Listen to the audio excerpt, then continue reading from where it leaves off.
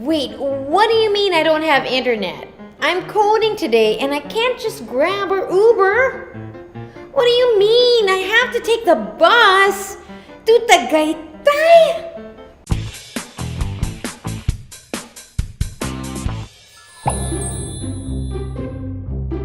Remember a few episodes ago when I said Filipinos are the nicest people in the world? Unless they're behind the wheel. Hospitable, kind, nice, yes. Until they're behind the wheel, yeah, that's hella true. Ever heard of architect June Palafox? He is the urban planning advocate of the Philippines. He educates cities on how to develop their road networks efficiently. He actually did the urban planning for Dubai in the 70s, which resulted in the megacity we know today. Well, according to him, when Metro Manila made its majority of road networks, they did not consider the long-term effects. So now, we inherited the bad features of poor urban planning.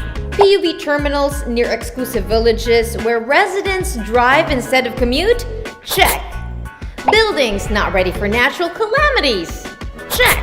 Schools and businesses in the same area when common sense dictates that they should be kept as far away from each other as possible? Check. Drainage systems incapable of handling rainfall when it's raining half the year? Check. Name something our city planners... We have city planners?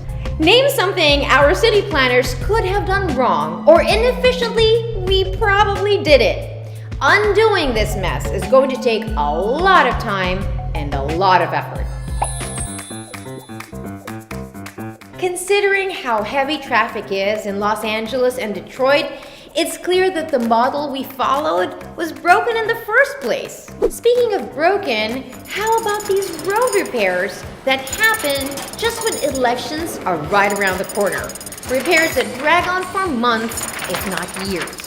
Meanwhile, Japan experiences a 30-meter sinkhole in the middle of one of their cities, and the road looks like new just 1 week later. When there's a will, there's a way, people.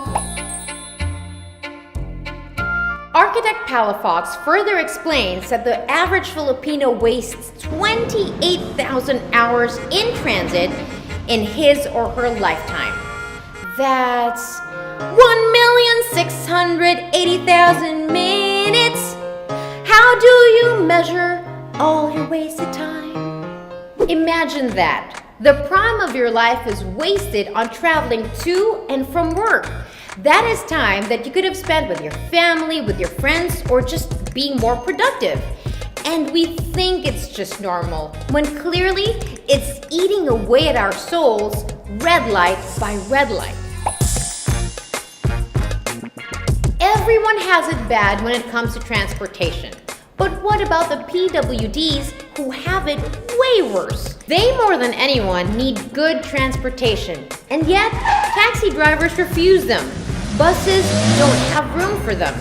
And let's not even get started on the jeepneys.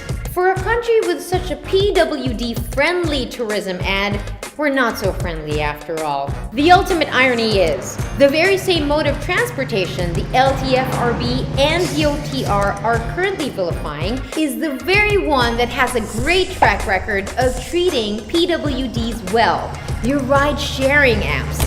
They even hire drivers with hearing impairment.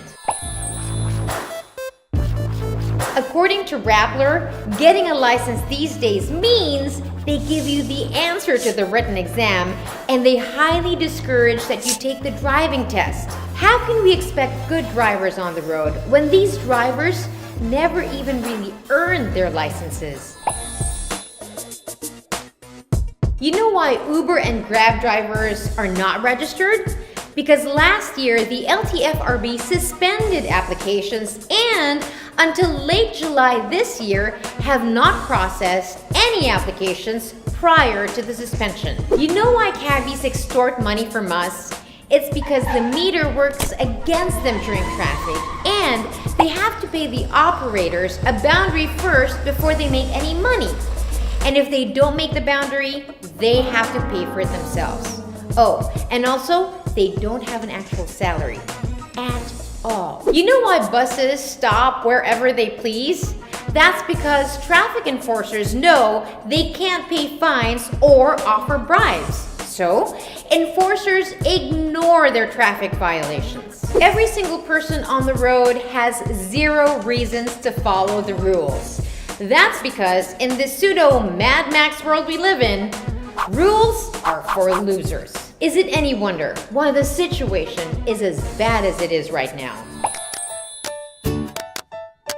Instead of solutions, we have questions we want to ask that might lead to possible solutions. For public transport, does giving a basic salary instead of the boundary system make for better drivers? Does creating a rating system for drivers so they are incentivized for good behavior or penalized for bad ones make for a better commuting experience? Can we build more opportunities for people to work from home to lessen passengers out on the roads? And why is it that with all the traffic rules we have, we can't properly enforce them? Rome wasn't built in a day, but neither was this traffic situation.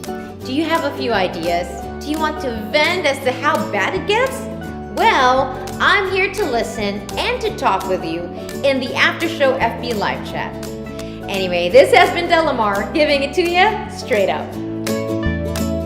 In stoplight, in traffic, in rainfall, in fender benders, in inches, in miles, in stenciling bright.